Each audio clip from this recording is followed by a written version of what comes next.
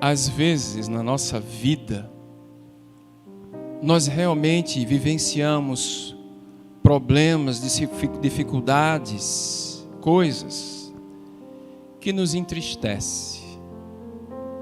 Esse Salmo 42 é um salmo maravilhoso e retrata muito bem a dor e a angústia de um homem que estava aprisionado. É muito importante, antes de entendermos o que cada verso desse aqui nos fala, entendermos o contexto. Eu não sei se você percebeu, mas na sua Bíblia aí deve estar escrito assim, livro 2.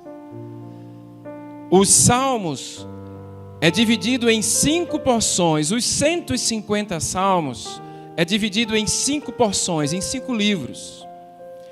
O primeiro livro está do Salmo 1 ao Salmo 41. E basicamente contém praticamente todos os salmos de Davi.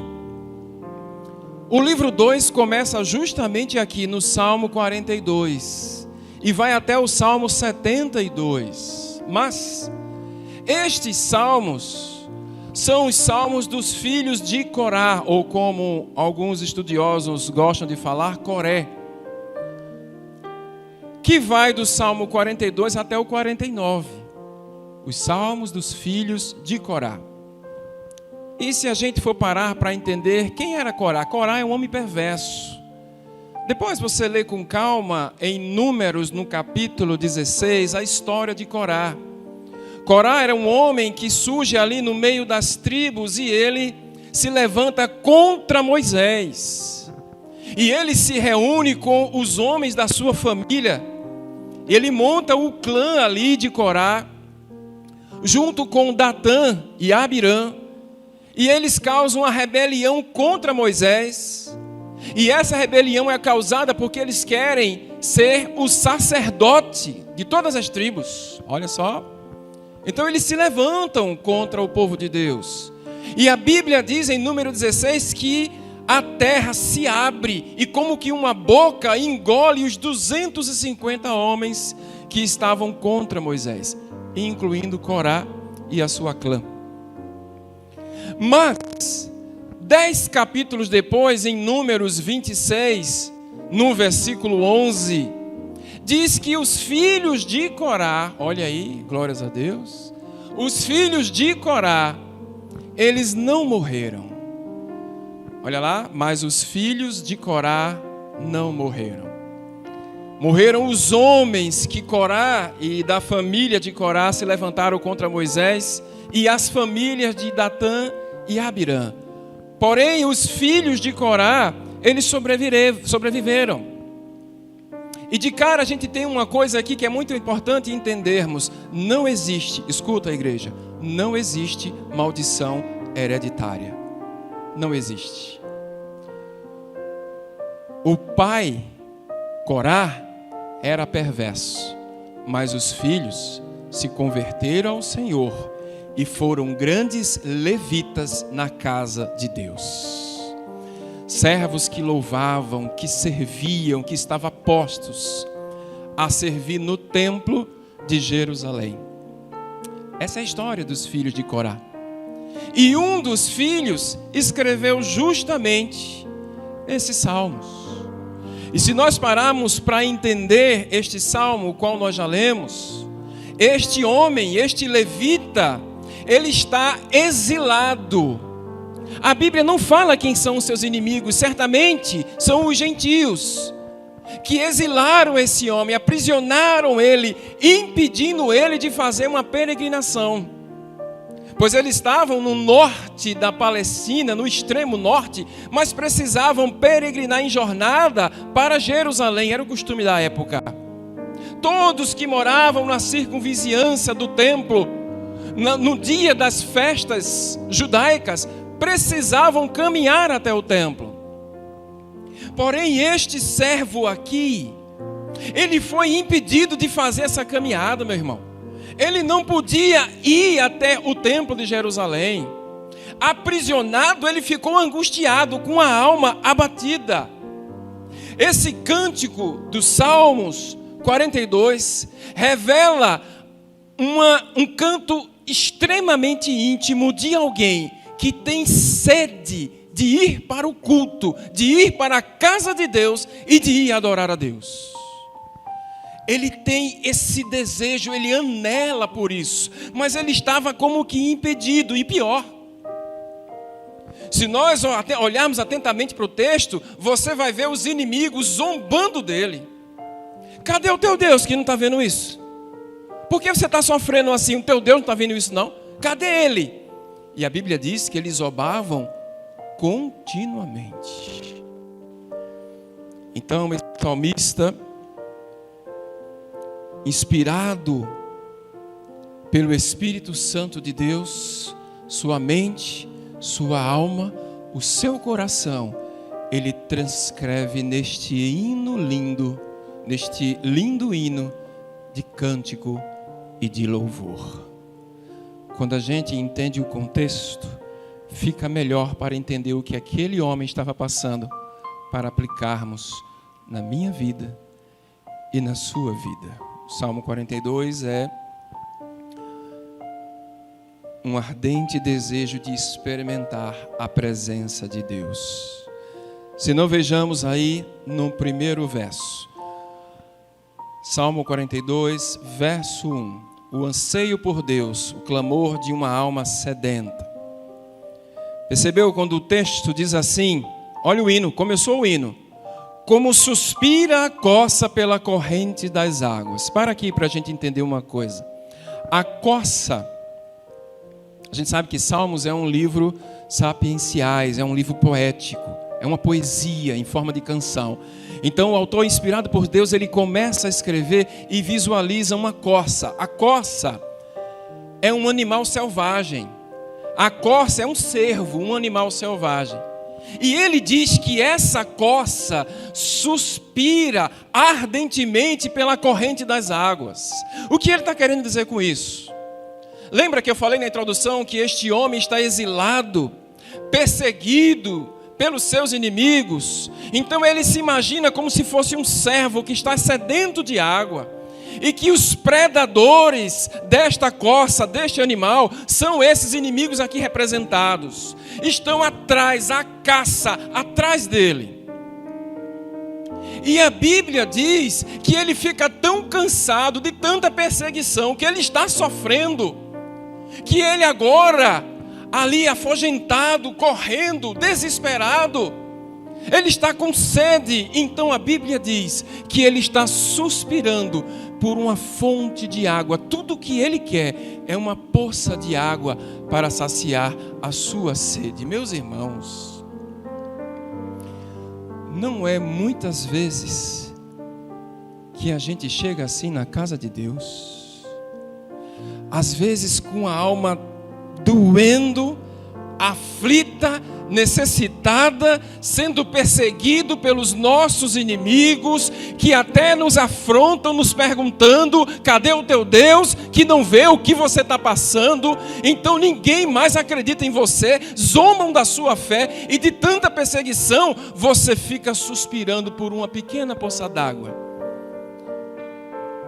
Eu e você queremos chegar no poço de uma água que jorra e que nunca para. Jesus Cristo. Quando aquela mulher samaritana chegou para Jesus no poço de Jacó e pediu água, Jesus pediu água a ela. A Jesus disse: mulher, se tu soubesses quem você estava falando, com quem você está falando, porque dessa água que você tomar, você vai voltar a ter sede. Mas a água que eu te dou é uma água que nunca mais você vai sentir sede. A fonte de água viva, Jesus Cristo. Se você entrou aqui essa noite, meu irmão, e está precisando chegar próximo dessa poça, dessa fonte de água viva, saiba que o nome dele é Jesus. E ele está aqui essa noite e está contemplando a dor da tua alma. Pode saber disso, meu irmão. Ele conhece você. Este homem A Bíblia diz que ele estava querendo essa poça para saciar sua sede. Agora, meus irmãos, nós temos que entender uma coisa. Esse homem, quando olha para dentro de si, quando olha para dentro da sua alma, angustiado, ele estava com sede de Deus, com sede do culto, sede de ir para a casa do Senhor, sede de estar em comunhão com o corpo de Cristo. E isso aqui, meus irmãos, muitas vezes nos parece uma contradição, um contraponto com pessoas que, podendo estar na casa de Deus, não têm desejo algum de estar na casa do Senhor. Olha que contraponto. Enquanto este homem ansiava para chegar até a casa de Deus, tem pessoas que não têm nenhum desejo de estar na casa do Senhor. Isso é muito sério. Isso é muito grave.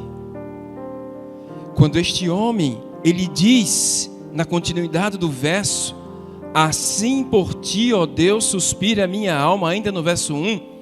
Quando ele faz isso, ele está dizendo, olha, Pai, eu estou com sede do Senhor. Eu não estou com sede de prosperidade.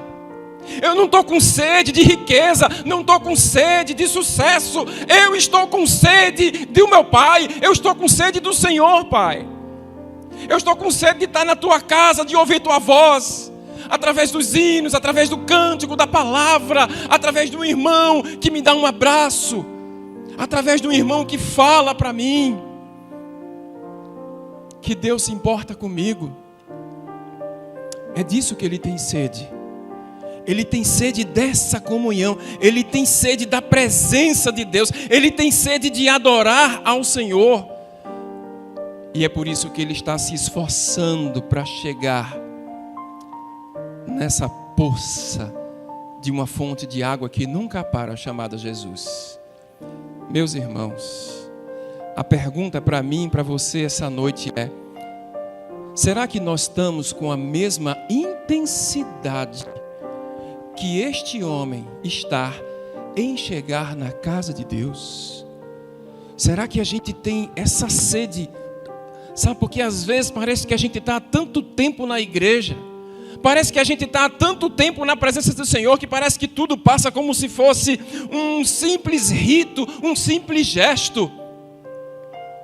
Nós deveríamos entrar por aquelas portas com sede de Deus, antes mesmo de chegar na casa dele, e dizer como o salmista: alegrei-me quando me disseram, vamos à casa do Senhor. Porque ele sabe que aqui é um socorro presente, e o Senhor tem uma palavra. O Senhor tem uma palavra, meu irmão. E é isso que ele está desejoso. E uma coisa aqui muito importante, antes de passar para o verso 2. Se você observar muito bem, este salmista, ele retrata essa intensidade, esse anseio, esse desejo, com dois elementos fundamentais. Percebeu no verso 1? Quando diz que ele suspira, quer dizer, ele tem desejo de ar, de respirar. É o ar. Depois diz que ele tem sede, água. Então, sem ar e sem água, como é que qualquer homem na face da terra pode sobreviver? Pois muito bem, sem Deus, nem eu nem você pode sobreviver. Não há vida fora de Cristo. Não há vida fora desse Deus. Ele é o ar que respiramos, a água que bebemos, a comida que comemos. Ele é o nosso Deus. Ele é o Deus vivo. Ele é tudo. No Senhor eu encontro absolutamente tudo e mais nada. O salmista expressa isso no Salmo 23, quando ele vai dizer: volta um pouco, o Senhor é o meu pastor e nada me faltará. A versão mais fiel é: o Senhor é o meu pastor e de nada terei falta, porque Deus, Ele é tudo em nossa vida. Verso 2, esse homem aqui, ele fala do seu anseio de sede de Deus, e no verso 2 ele diz assim: a minha alma tem sede do Deus vivo. Quando irei? Olha o desejo dele de ir para o culto, de ir para a casa de Deus. Quando irei e me verei perante a face do meu Deus? Meu irmão, um homem pode até viver um pouco sem água, sem alimento, mas eu vou te dizer uma coisa essa noite: sem Deus o homem não vive. Ele pode até tentar. Aliás, meu irmão, essa palavra aqui nos diz que quando eu venho para a igreja, escuta só, quando eu venho para a igreja e participo da escola bíblica dominical, é muito importante. Quando eu venho para a igreja, quando eu leio a Bíblia, é necessário. Quando eu faço as obras de Deus, é necessária. Quando eu participo dos grupos de oração, também é necessário. Mas se você não tiver a água viva do fogo do Espírito jorrando em você, de nada valerá a pena. Teologia na mente, prática na ação, mas o Espírito fervoroso tem que estar no coração, na alma. Você precisa da sua experiência pessoal com Deus. Esse homem anelava por essa experiência pessoal com Deus. Você pode até declarar que você é crente salvo em Cristo, mas se você não tiver uma vida que vem direto da fonte da água viva, então eu e você precisamos voltar para o primeiro amor e continuar bebendo desta água e desta fonte. Sabe por quê? Porque Deus, Ele é a fonte da água viva. Verso 3, acompanhe comigo. Porque quando este levita entende que a alma dele anseia por Deus, que ele tem sede de vir para a casa do Senhor, e que ele sabe que se ele estiver na presença do Senhor, o seu propósito e objetivo vai ser alcançado, então ele começa a criar soluções. E a primeira solução dele é chorar. Olha o que diz o verso 3: as minhas lágrimas têm sido o quê? O meu alimento de dia e de noite. Meus irmãos, isso indica uma profunda dor. Este homem, ele está completamente deprimido. Ele está sofrendo tanto, está tão deprimido, é tanta opressão em cima dele, que ele trocou o alimento sólido pelo alimento da lágrima. Essa lágrima que cai no rosto dele é como que alimentasse ele. E a Bíblia diz que era de dia e era de noite. Que dor, que sofrimento, meu irmão. Que sofrimento é esse? Que dor é essa? Que tanta dor na alma é essa? Que esse homem está sentindo, que você que entrou aqui essa noite pode estar sentindo. E a solução, a primeira solução encontrada por ele é: eu vou continuar me alimentando da minha dor, vou continuar me alimentando da minha lágrima. Talvez você esteja vivendo a sua vida assim, chorando de dia e de noite, e não vê as coisas se resolverem na sua vida. Pois muito bem, esse homem, ele estava exilado, sozinho, solitário. A única coisa que ele podia fazer era se alimentar da sua dor. Ele acreditava que essa era a solução para a sua saída. A Bíblia diz que ele se alimentava, e para piorar, não bastante a dor que é muito forte, insuportável, não bastante isso, olha o que diz o verso 3. Os inimigos chegavam até ele e diziam: o teu Deus, onde está? Vai no verso 10, ainda no Salmo 42, quando ele expressa dizendo assim: esmigalham-se os meus ossos, quando os meus adversários me insultam. Olha só, me insultam. Aí tem dizendo e dizendo, né? Mostrando que é continuamente dizendo e dizendo: o teu Deus, onde está? Parece que quando a gente está abatido, às vezes as pessoas, ao invés de ajudar, parece que colocam uma âncora para você terminar de afundar. E perguntam: o teu Deus onde está? Meu irmão, o teu Deus está vendo o que está acontecendo contigo, não? Eles insinuam com isso que Deus, essa pergunta aqui é uma insinuação. Ele está insinuando que o teu Deus te abandonou. Eles insinuaram isso para esse levita e disseram: o teu Deus te abandonou. O teu Deus não está mais contigo. Isso para afundar ele, para oprimir ele mais ainda. Lembra, ele estava chorando, lembra, ele estava perseguido, lembra, ele estava sozinho. Não tinha ninguém perto dele, não tinha a igreja, não tinha um pastor, não tinha um irmão. Ele estava absolutamente só, não tinha família. Esse homem estava só, sofrendo. E parece que quando a gente está assim, a gente recebe uma espada atravessada e que pergunta: cadê o teu Deus que não te tira dessa? Alguém já disse isso para você? O teu Deus, onde está? E aí ele recebe aquilo como que uma flecha no coração. Então ele começa a escrever o verso 4. Olha o que ele diz no verso 4. Se as lágrimas não foram suficientes, não resolveram a sua vida, ele vai apelar agora para a lembrança. Verso 4. Lembro-me destas coisas. Olha, a dor e a tristeza levou ele para o campo da memória. Lembro-me destas coisas. Dentro de mim, olha que expressão maravilhosa. Se me derrama a alma dele estava abatida mesmo, estava derramada.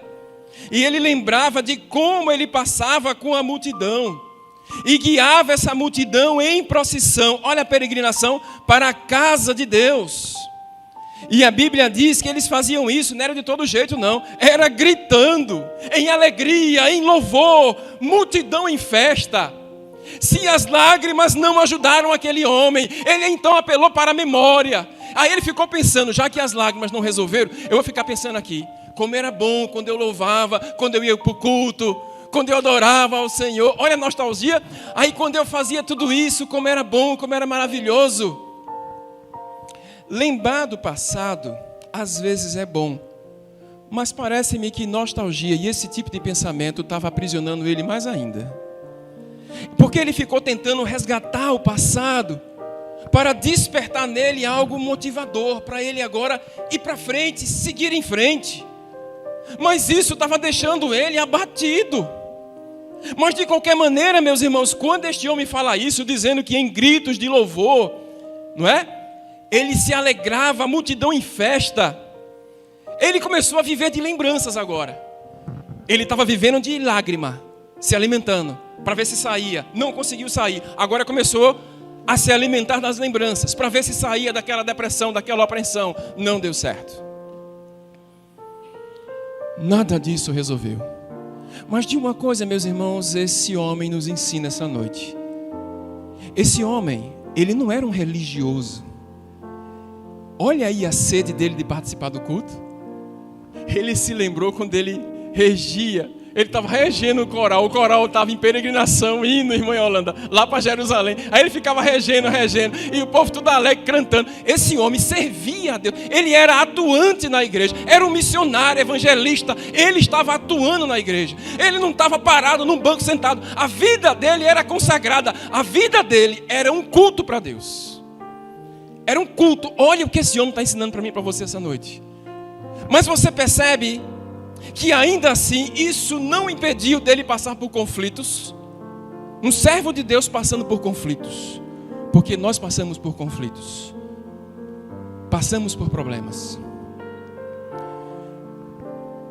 Este homem não conseguiu resolver o problema. Então só lhe restou uma coisa a fazer. Verso 5. Ele fez uma terapia. Uma terapia. Como é que ele fez uma terapia, pastor, se não tinha psicólogo? Como é que ele fez uma terapia se não tinha um pastor para orientar, um diácono? Ou quem sabe um irmão mais experiente, experimentado, com sabedoria? Porque ele estava sozinho, ele estava solitário. Meu irmão, o que este homem vai ensinar agora vai ser uma lição que eu e você nunca mais nós vamos esquecer. Sabe o que esse homem faz? Ele pega um espelho, coloca na frente dele e faz a melhor terapia que um homem, uma mulher, um jovem, um idoso pode fazer. Ele vai dar uma tapa na cara da alma dele. A expressão é essa. Quem trabalha com psicologia sabe, às vezes tem que sacudir o paciente. Tem que dar uma sacudida. Como ele não tinha ninguém, ele teve que se olhar no espelho e ele mesmo se sacudir. Então ele faz 2 perguntas para ele mesmo. E a primeira pergunta é: ô minha alma, por que você está abatida? Percebeu? Ei, lágrimas não curaram. Ficar pensando no passado, ter lembranças também não curou. Então tem hora que a gente tem que se olhar no espelho e dar um tapa na nossa alma. E foi o que ele fez, ele parou. E ele disse: ô minha alma, ele para no espelho e fala: ô minha alma, por que você está abatida? Ele falando com ele mesmo, olha só. Os outros diziam que ele era louco. Aí esse homem é louco, está falando consigo mesmo. Mas é necessário. Às vezes é necessário um confronto de si mesmo. Às vezes é necessário parar de ficar lamentando. Às vezes é necessário parar de ficar murmurando, parar de ficar buscando aqui e ali. Às vezes é necessário você se confrontar e dizer: irmão, irmã, na hora de você parar, se olhar no espelho e dar um tapa na sua alma e dizer: minha alma, por que você está abatida? Foi o que ele fez. É hora de se confrontar. A sua alma está abatida? Você está sem forças? Você está precisando de um socorro?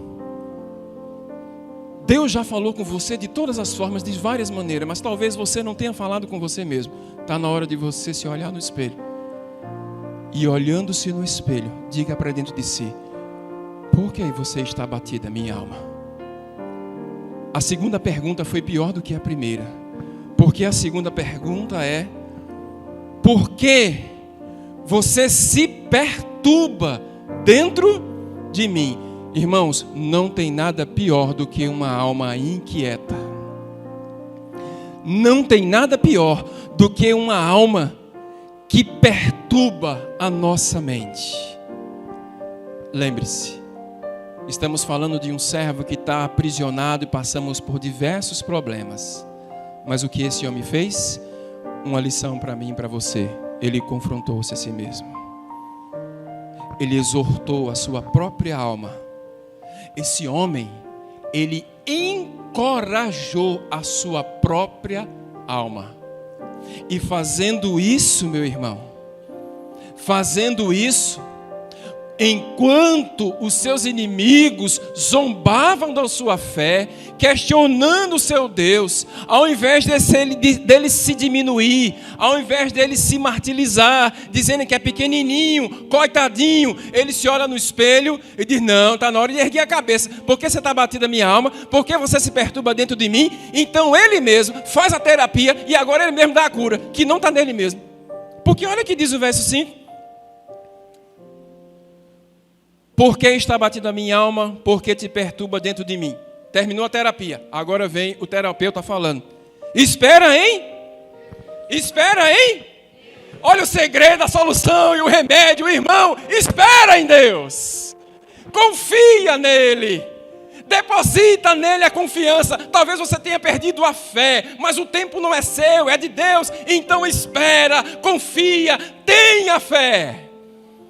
Ele entrega, deposita, e aí vem um remédio, a cura, o segredo. Ele perguntou, veio a resposta: espere em Deus. Está aqui abestalhado?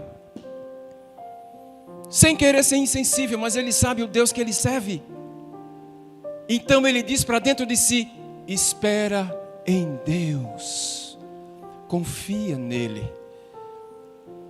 E não somente veio o remédio, e ele tem tanta certeza de que ele vai ser curado, que ele diz assim: pois eu ainda o louvarei.